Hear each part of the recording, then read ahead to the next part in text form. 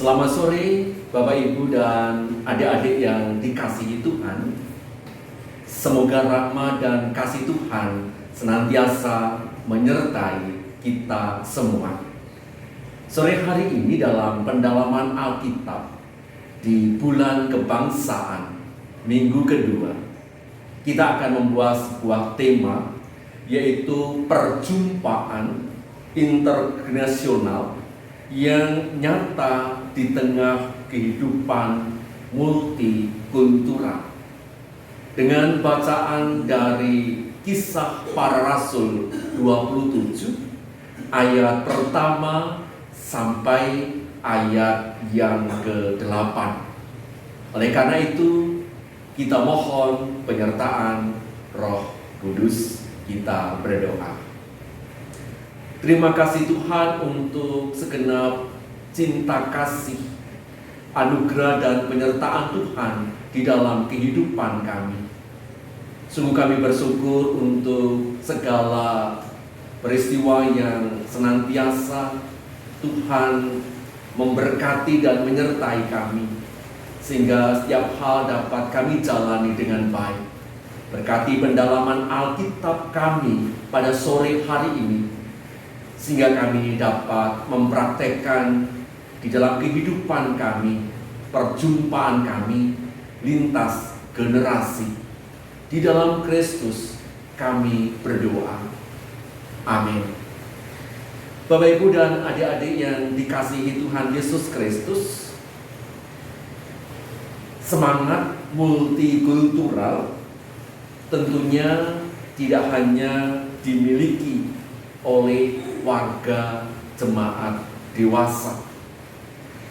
Harapannya semua generasi mewujudkan spirit multikultural. Artinya semua generasi harus memiliki kecakapan untuk hidup di tengah masyarakat multikultural. Melalui pendalaman Alkitab untuk segala usia di bulan kebangsaan saat ini, ada harapan semua generasi bisa mempercakapkan bersama-sama pengalaman-pengalaman yang menarik saat berada di tengah masyarakat multikultural. Memang bukan hal yang mudah membangun semangat multikultural dengan berbeda generasi. Karena kita menyadari bahwa setiap generasi dibangun dengan situasi dan kondisi yang terjadi. Tidak mudah bukan berarti tidak bisa. Maka untuk dapat mewujudkan semangat multikultural antar generasi perlu diupayakan dengan lebih sungguh dan perlu kesadaran bersama. Dalam Kisah Para Rasul 27 ayat pertama sampai ayat ke-8 diceritakan, yaitu saat Rasul Paulus dibawa ke Roma bersama dengan para tahanan yang lain. Mereka dijaga oleh pasukan Romawi yang dipimpin oleh Julius. Para pasukan ini bertugas untuk menjaga para tawanan. Penjagaan dilakukan sangat ketat, karena jika tahanan mereka lari, para penjaga akan dihukum mati. Wujud hukuman yang sangat berat untuk tanggung jawab mereka. Tetapi di dalam ayat 3 dikatakan bahwa Tuhan justru memakai Julius untuk menjaga Paulus. Tuhan menggerakkan hatinya untuk menghormati Paulus sehingga melalui dia Tuhan menjaga Paulus.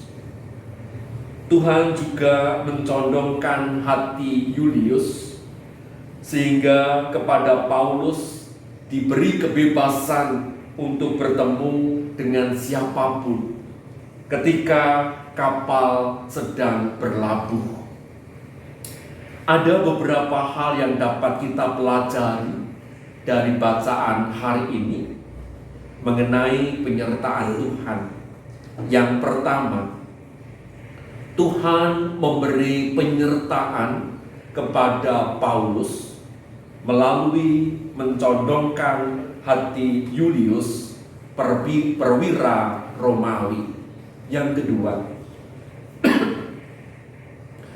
Tuhan menyertai seluruh kapal itu, artinya Tuhan menyertai seluruh penumpang kapal itu dengan memberikan hikmat kepada mereka dalam membangun komunikasi, sekalipun dalam kapal itu berbeda generasi, berbeda bangsa, berbeda agama. Masing-masing bisa saling mendengar dan memahami serta menghargai. Meskipun kita tahu bagaimana latar belakang keduanya dan juga para penumpang yang lain itu berbeda, tetapi mereka saling menyapa, bercakap-cakap, memperlakukan dengan baik, dan saling mendengarkan. Inilah catatan kecakapan Rasul Paulus maupun Julius di kondisi multikultural yang dipakai oleh Tuhan. Bapak, Ibu, dan adik-adik yang dikasihi Tuhan, tema kita pada saat ini mengajak kita semua untuk mendiskusikan antar generasi bahwa pentingnya membangun kehidupan multikultural dengan baik, sehingga kita akan bersama-sama mencoba mendiskusikan, dan harapan kita di dalam pendalaman Alkitab ini yang hadir terlibat dalam pemahaman Alkitab dapat mewakili dari berbagai generasi, sehingga percakapan ini tidak hanya dua generasi tetapi diharapkan bisa lebih dari generasi, beragam generasi. Selamat berdiskusi. Tuhan memberkati kita semua.